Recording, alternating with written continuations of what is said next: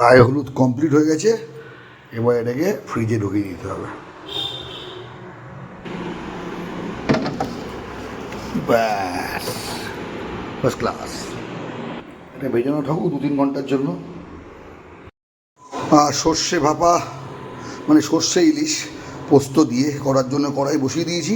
মাছটা রেখেছিলাম ফ্রিজে, বের করে দিই, নর্মাল টেম্পারেচারে নিয়ে আসি। চলুন বেরিয়ে আয়।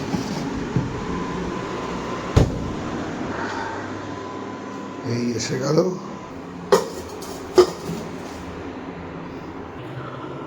এই মাছের বেসটা হবে সর্ষের তেল, একদম অরিজিনাল সর্ষের তেল। ব্যাস ব্যাস, তেলটা মনে হয় গরম হয়ে গেছে। একটা কাঁচা লঙ্কা প্রথমে দিয়ে দেখি, গরম হয়েছে, আর একটু হবে। দুটো শুকনো লঙ্কা দিয়ে দিই। বাহ, ফার্স্ট ক্লাস। পুরো মনে হচ্ছে সাঁতার কাটছে, দেখুন তেলে সাঁতার কাটছে। কালো জিরা মেন ইনগ্রিডিয়েন্ট চলে গেল, হালকা করে একটু। এই যে বেটে রেখেছিলাম দিয়ে দিলাম।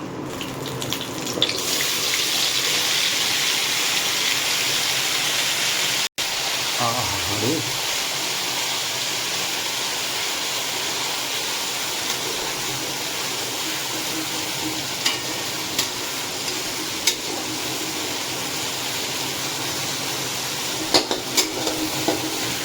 এটাকে ধুয়ে জল ঢেলে দিলাম।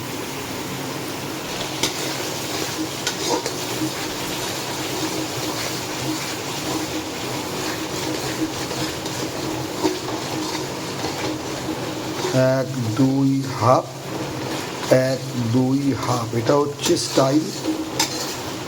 তখন সর্ষে দিয়ে কিছু রান্না করবেন, সর্ষে বোয়াল, সর্ষে ইলিশ, পোস্ত একটা সেখানে 2.5-5, এক দুই হাফ, এক দুই হাফ। অনেকে জানে না এসব জিনিস। একটু হলুদ অ্যাড করছি, ব্যাস, আর কোনো মশলা লাগবে না। ঝোল গেছে ফুটে, এবার দেবো মাছ।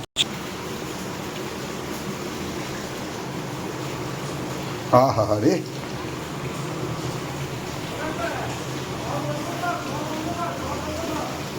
হয়ে গেছে, বন্ধ করে দিয়েছি।